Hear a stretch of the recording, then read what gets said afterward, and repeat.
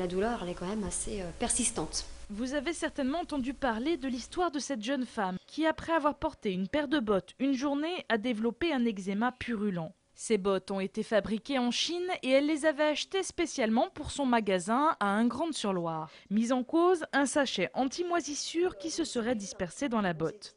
Après une semaine de soins au CHU et deux de soins à la maison, l'état de son pied s'améliore tout doucement, mais la douleur est toujours présente. Là, quand je passe la compresse, rien que la passer, ça fait mal. C'est pourquoi Véronique vient de décider de porter plainte.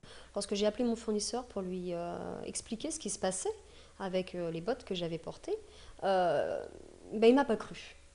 Voilà, il m'a dit que ça faisait 20 ans qu'il faisait ce métier, il n'avait jamais entendu parler de ce genre d'histoire.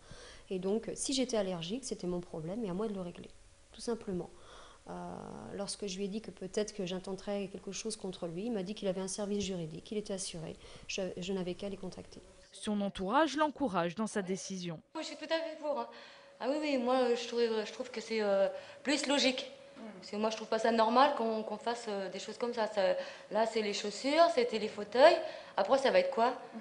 C'est ça le pire, ça va être quoi?